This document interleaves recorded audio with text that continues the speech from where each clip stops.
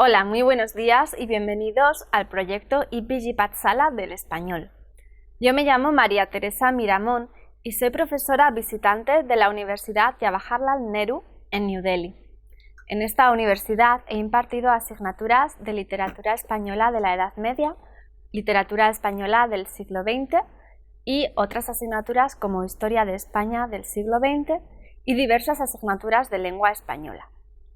Hoy vamos a comenzar con el módulo 12 del paper 13, que se titula Diego de Landa, auto de fe de Maní. En este módulo nos vamos a adentrar en la vida de Diego de Landa, un cronista del siglo XVI que fue autor del auto de fe de Maní. Este auto tenía como finalidad el castigo de los indígenas por no obedecer las instrucciones de la religión católica. Asimismo, también perseguía el objetivo de sancionar o condenar a aquellos nativos que pretendieran preservar sus costumbres religiosas con las que se identificaban antes de la conquista.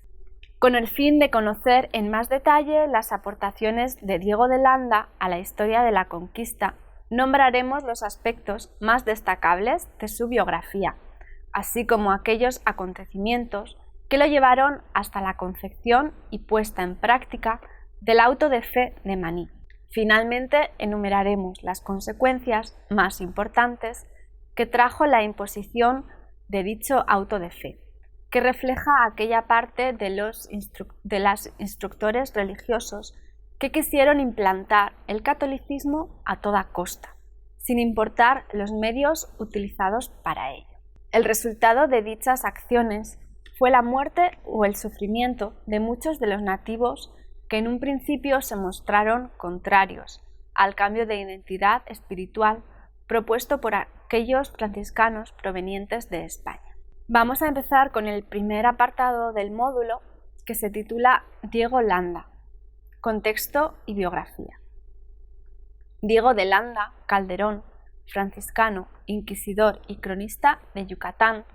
nació en Cifuentes, España, en 1524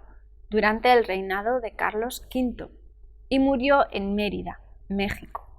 en 1579 durante el reinado de Felipe II. Era descendiente de la familia Calderón,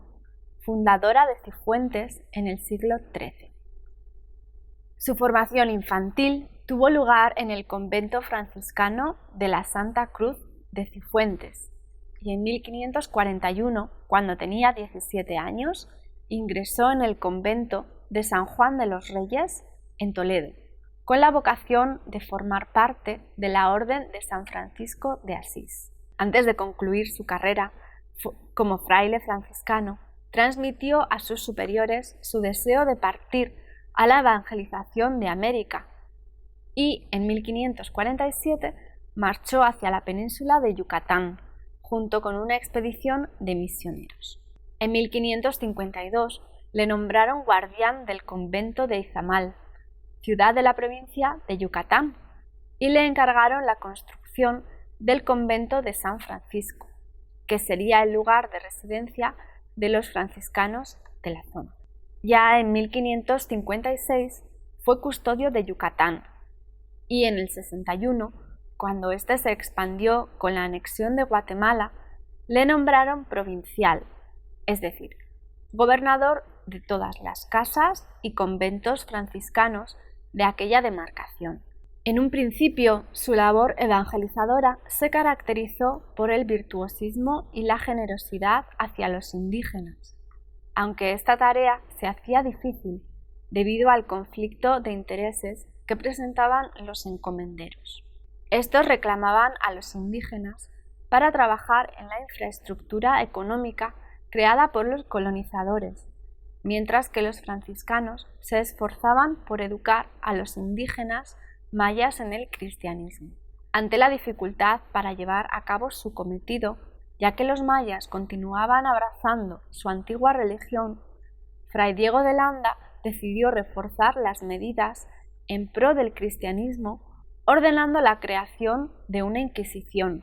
el control exhaustivo de la actividad religiosa de los indígenas y haciendo incautar todos sus símbolos. Una de las consecuencias de este cambio de proceder fue el auto de fe de Maní, en 1562, en el que fue atacado y destruido numeroso material indígena, y del que se dará cuenta con más detalle en el apartado siguiente. Como resultado de esta acción, el recién ordenado obispo de Yucatán, el franciscano Francisco Toral, informó al rey Felipe II con la intención de que Diego de Landa fuera juzgado. Entonces Landa regresó a España para reunirse en Barcelona con el general de los franciscanos y demostrar que su condición de provincial en América lo facultaba como inquisidor. De esta manera fue absuelto, aunque el obispo Toral no le permitió volver a la provincia, y permaneció unos años en España como maestro de novicios, al tiempo que escribía su obra Relación de cosas notables de Yucatán. En esta crónica, Diego de Landa relata sus conocimientos sobre Yucatán, la situación de la provincia desde mucho antes de su llegada, las características de sus pobladores y sus costumbres, la flora, la fauna o la transformación de sus vidas con la llegada de los colonizadores y más tarde de los franciscanos. Asimismo, relata acontecimientos como el auto de fe de Maní e incluye el célebre alfabeto de Landa. El estilo descriptivo que adopta Landa en esta obra aporta a la narración una suerte de honestidad que parece convertir la exposición en una concatenación de argumentos indiscutibles. A la muerte del obispo Toral, el rey Felipe II le nombra obispo de la ciudad de Mérida, en Yucatán, y allí se traslada desde España en 1572 hasta su muerte en la misma ciudad en 1579,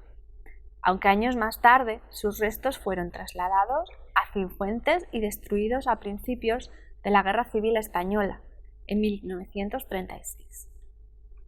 En el apartado biográfico de Fray Diego de Landa se hace mención al auto de fe de Maní, cuyos pormenores se explicarán en este apartado tan detalladamente como sea posible. La Inquisición fue un tribunal de la Iglesia Católica que, mediante la tarea de los inquisidores, tenía por misión impedir, desenmascarar y castigar la herejía, considerada peligrosa para la estabilidad del catolicismo. Al tener carácter eclesiástico, la Inquisición no tenía poder para ejecutar a los condenados por herejía, y por este motivo era la autoridad civil la encargada de cumplir con este cometido, después de celebrado el auto de fe correspondiente. La Inquisición se extendió hacia América desde su descubrimiento, puesto que constituía una herramienta fundamental para asegurar la evangelización de los territorios conquistados. Un auto de fe era una ceremonia pública establecida por la Inquisición española, en la cual se pregonaban las sentencias dictadas hacia los procesados, y en la que éstos debían bien retractarse, bien entregarse a la autoridad civil para ser sometidos a la pena dispuesta por el Tribunal de la Inquisición. Aunque la literatura sobre el tema acentúa que las penas más habituales eran la tortura y la ejecución, existían penas diversas dependiendo del objetivo que se quisiera conseguir en cada caso. Por ejemplo, si se quería sacar partido físico del procesado, se le castigaba a trabajos forzados. Si se quería sacar partido económico, entonces se confiscaban sus bienes. Y si lo que se pretendía era causar el temor y escarmentar a la población, se sometía públicamente al procesado a la tortura, la vergüenza o a la ejecución. Desde el descubrimiento de América, los indígenas, en este caso los mayas, constituían un objeto de utilidad para los conquistadores, aunque desde dos flancos con intereses muy opuestos. Uno, el de los encomenderos, que necesitaban a los indígenas para trabajar intensivamente, ya fuera en la tierra, en la construcción o en las minas, y otro, el de los franciscanos, que reclamaban la presencia de los indígenas en sus sesiones evangelizadoras. Desde 1561, Fray Diego de Landa se encontraba ejerciendo de provincial de Yucatán, y puesto que la provincia todavía no tenía asignado ningún obispo, él constituía la máxima autoridad eclesiástica. Por lo tanto, a Landa le correspondía la responsabilidad de que la población maya abandonara sus creencias religiosas ancestrales en pro de adherirse a la religión católica. Uno de los episodios de importancia indiscutible en el intento de evangelización de los mayas durante el gobierno religioso de Diego de Landa es la celebración del auto de fe de Maní. El hecho definitivo es que unos acontecimientos ocurridos en la ciudad de Maní desembocaron en la toma de medidas inquisitoriales por parte de las autoridades. La comunidad franciscana velaba por la evangelización de los indígenas, indios o yucatecos, tal y como los denomina Diego de Landa en su relación de cosas notables de Yucatán. Para ello habían adoptado diferentes procedimientos. Algunos eran de carácter social, como la de procurarles protección frente a los maltratos de los encomenderos. En el capítulo 18 de la relación de las cosas de Yucatán, sacada de lo que escribió el padre Fray Diego de Landa de la Orden de San Francisco, recopilación de los fragmentos hallados en el manuscrito de su obra, Diego de Landa explica lo siguiente: que la manera que se tuvo para adoctrinar a los indios fue recoger a los hijos pequeños de los señores y gente más principal, poniéndolos de los monasterios en casas que cada pueblo hacía para los suyos, donde estaban todos juntos en cada lugar, cuyos padres y parientes les traían de comer, y con estos frailes se recogían los que venían a la doctrina, y con tal frecuentación muchos con devoción pidieron el bautismo. Y estos niños, después de enseñarlos, tenían cuidado de avisar a los frailes de las idolatrías y borracheras, y rompían los ídolos aunque fuesen de sus padres. Es decir, que los franciscanos acogían a los indígenas en su comunidad para así educarlos en el cristianismo, a lo que aquellos respondían con interés. En general, los franciscanos ejercían control directo sobre la comunidad indígena, tratando de evitar la herejía, es decir, tratando de que la población indígena respetara los dogmas cristianos y se desembarazara de sus antiguas creencias politeístas, así como de los símbolos que las representaban. En cambio, los indígenas, a causa de sus creencias politeístas, estaban naturalmente inclinados hacia el sincretismo, es decir, hacia la conciliación de ambas creencias, y en consecuencia incorporaban a su propia religión rasgos y símbolos de la nueva doctrina cristiana. En definitiva, lo que para estos significaría una integración más en su cultura, para los franciscanos significaba una herejía, puesto que suponía un alejamiento de los dogmas de la fe cristiana. A pesar de los intentos franciscanos de eliminar los vestigios de la religión de los mayas, estos siempre hallaban algún modo de escamotear tanto sus divinidades como sus instrumentos culturales frente al ojo inquisidor de los frailes. Y aunque la comunidad indígena se oponía a aquella resistencia encubierta a las órdenes de la destrucción de sus pertenencias religiosas, la creciente colectividad de la Torá era cada vez más eficaz, y durante su gobierno, Diego de Landa ya había ordenado ataques a algunos escondrijos y castigos a los indígenas. Pero el 12 de julio de 1562, saturado ante la desobediencia continuada de los indígenas, que persistían en la celebración de rituales paganos y cultos paganos, Diego de Landa decidió llevar a cabo un auto de fe en la ciudad de Maní, con el propósito de dar escarmiento público a los continuados ritos y cultos mayas. El castigo propinado en este acto constituyó la ejecución de una de las más crueles sentencias inquisitoriales de la época, ya que en este auto de fe Landa ordenó la destrucción de la mayor cantidad de ídolos, altares, esculturas y códices mayas de la historia postcolombina. Asimismo, ordenó encarcelar a una numerosa cantidad de indígenas, y otros muchos a causa del pánico que les producía la vergüenza de la humillación y la idea de las consecuencias del castigo asignado, se procuraron su propia muerte. Los efectos del auto de fe de Maní fueron memorables por una serie de motivos, a saber, el abuso de poder del que el obispo recién llegado Francisco Toral acusó a Diego de Landa. Por este motivo fue juzgado, aunque finalmente fue absuelto, puesto que él mismo se justificó y documentó como inquisidor y autorizado a la actuación en el auto de fe citado. Otro de los efectos causados por el auto de fe de Maní fue la falta de mano de obra, que los encomenderos reclamaron violentamente,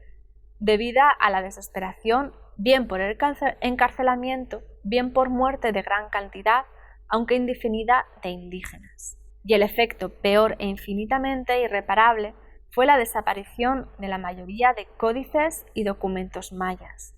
todos ellos escritos en el lenguaje propio de la tribu,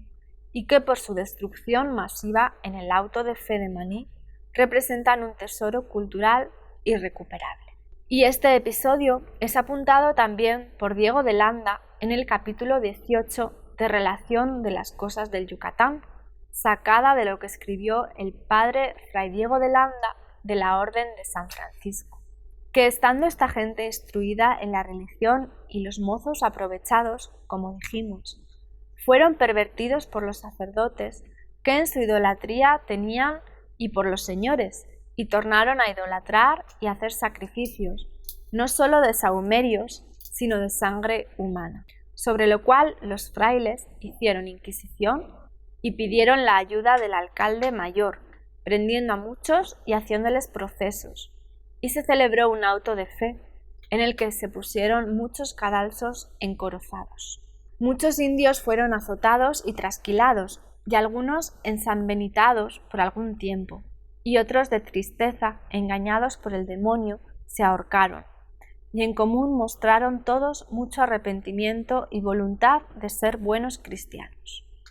A pesar del daño causado y de las acusaciones que se formularon contra Fray Diego de Landa y su regreso a España en 1572, este fue ordenado obispo de Mérida por el rey Felipe II y volvió a Yucatán, donde murió en 1579. No fueron pocos los misioneros que viajaron al Nuevo Mundo con el único propósito de convertir al catolicismo a todos aquellos nativos que habitaban en las Indias. Hubo todo tipo de metodologías aplicadas por parte de los religiosos españoles para hacer cambiar de identidad espiritual a aquellos indígenas. Había los que se interesaban en aprender sus lenguas y sus culturas para acercarse a ellos y así presentarles el discurso evangelizador. Otros los educaban para que luego ellos transmitieran lo aprendido en sus poblados. Otros incluso crearon poblados en los que la finalidad última era la conversión al catolicismo. Como hemos podido apreciar a lo largo de este módulo, una de las fórmulas puestas en práctica fue la confección del auto de fe de Maní, debido a la frustración y la presión sentida por este misionero franciscano, inquisidor y cronista del siglo XVI, ante la resistencia de los nativos a aprender la nueva religión traída de España. De Landa decidió optar por la fuerza, la amenaza, el miedo y la censura. Incluso llegando al homicidio, nuestro autor es una figura representativa de aquellos religiosos que tomaron parte de las atrocidades causadas a los indígenas americanos durante la conquista. Su auto de fe de Maní es un testimonio más de todos aquellos que apoyaban a la Inquisición española,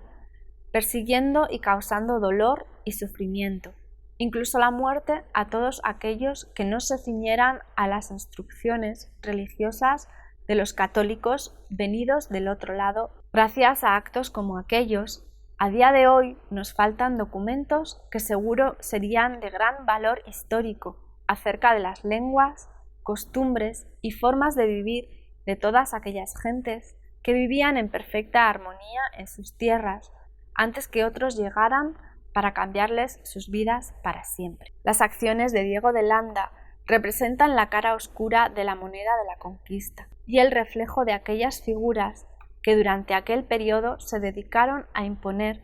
a base de procedimientos intransigentes y poco tolerantes con lo desconocido, sus leyes y sus doctrinas, consideradas únicas y superiores a cualquier otra. Eso es todo por hoy en este módulo. Muchas gracias por escucharnos.